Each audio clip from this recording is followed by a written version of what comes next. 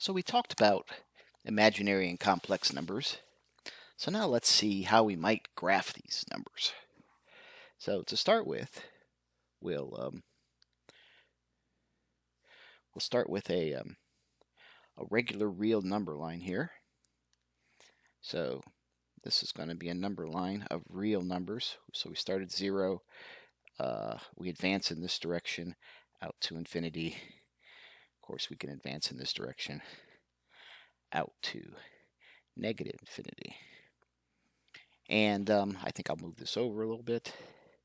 And now what we'll do is we'll take this axis, and instead of the y-axis being a real number axis, let me put it actually in a different color. The y-axis now will cross here perpendicular at 0 still, but now we'll make this y-axis composed of imaginary numbers. So this is an imaginary axis. So now we have like 1i and 2i. Usually the i's are left off, and you just know that these are imaginary numbers. And again, it goes down below the axis in negative direction. So now we have imaginary numbers in the y direction, real numbers in the x direction. So we can look at a complex number, a plus bi, and we could map the a component to the real number line and the b component to the imaginary number line. And so we'll have a Cartesian axis system that we call the complex number plane, because this makes like a plane, like a sheet of paper. So let's specifically let's talk about a complex number here, 3 minus 2i. Well,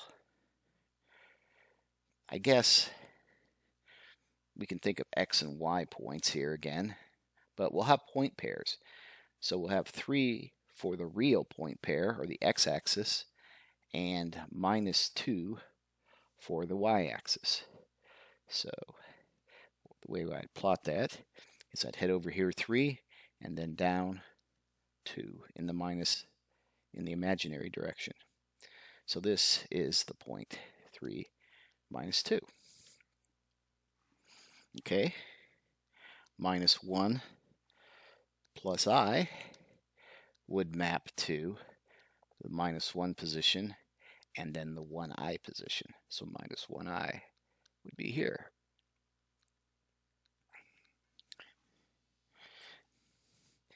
Let's do a couple more. 2 plus 2i is of course mapped on the 2 and 2. So 2 and 2 be right here. 2 and 2. Finally, we could just have a single real number, maybe 3. So this would be mapped to the 3, 0 spot right here. So there is no imaginary component, only a real number. And we could also have just an imaginary number, say 3i. So this would be mapped to the 0, 3 here, right here, 0, 3. Okay, so let's set this axis system up again. Now instead of calling it I, I'm going to call it j.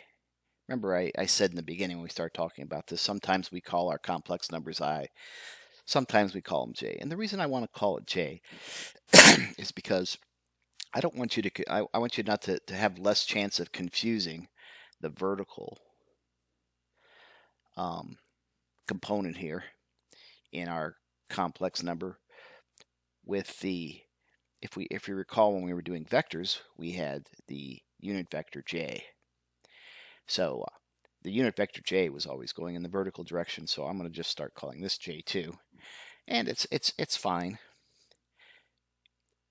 We can call our imaginary numbers either I or j, so I'll just put imaginary here, just as a reminder. This is the exact same thing as above. So now if I have this written as 2 plus 2j, again, it's going to be plotted in exactly the same way. So here, we'll have this as 2 and 2. And what is useful? Well, let me plot another number first before we talk about that. And suppose I have minus 2 plus j component as my other number. So 1, 2 in the minus 2 direction. Minus 2 and then 1 up positive here. So this is the minus 2, 1.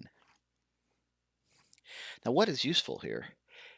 One useful reason to do this plotting of these things on this axis is that we can represent our imaginary number as a vector with the origin at 0.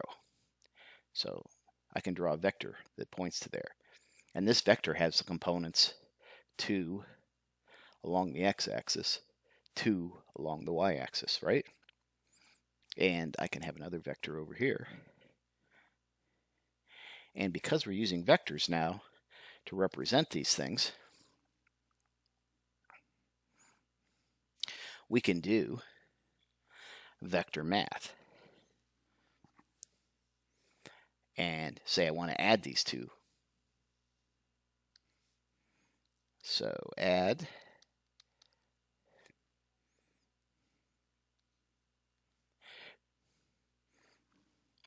so we end up with 2 plus 2j, just put parentheses around them so you just know they were separate, plus a minus 2 plus j.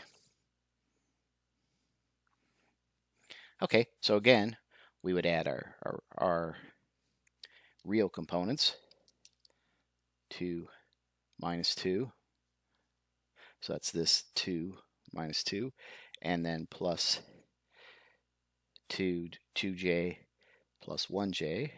I'll take the j out here. So this is 0, 3. And we see, and I'll do this with a red line, that 0, 3 is this component here. And this is 0, 3. Well, if we think back what we did with vectors, I can take this component and add it to my orange. And come on, you can move. And look at that. Graphically, this represents the same thing. So you can see how we can use the graph, the plot, the complex plane to graphically add and subtract vectors. Or rather, add and subtract complex numbers represented as vectors. So with subtraction, suppose I wanted to subtract these two complex numbers. So let's draw them. I'll do the first one in green. So 2 minus 3 would be this point here. And we can draw that with this vector. So I'll mark it as 2 minus 3. Then we want to subtract off the 4 minus 3, which is over here. I'm trying to draw these to scale as accurately as possible so we can manipulate them on this. So this is 4 minus 3. So I want to take this and subtract this. Well, if we think about what's going on here, I could write this in a different form, 2 minus 3j. So again, this is the j-axis, and this is our real axis. I could have this set as 4 of minus 3 plus 3j. I just distributed the minus in through here, or minus 4 plus 3j. So this is minus 4, and 1, 2, 3j. So that would be up here. So I could flip this around. We'll do it in red. So this vector points this way now. So this is the addition of these two. And this would be 4 minus 4 plus 3. So if I wanted to add this vector to this vector to get a result,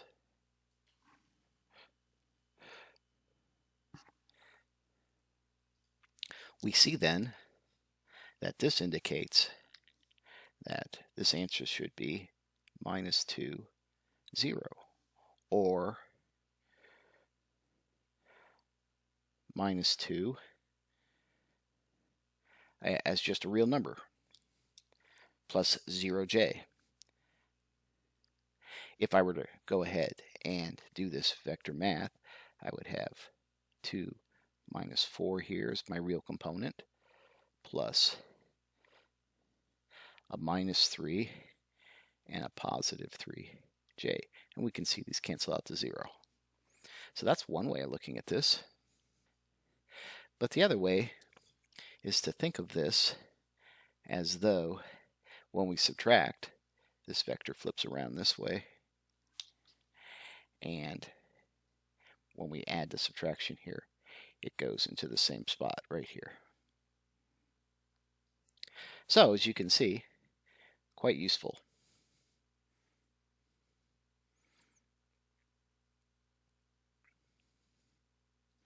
Now, the vector that represents this, however, would be, let's see, what color haven't I used yet? I guess I'll use purple again here. Would go from 0 to minus 2. And that would be the vector that represents this number.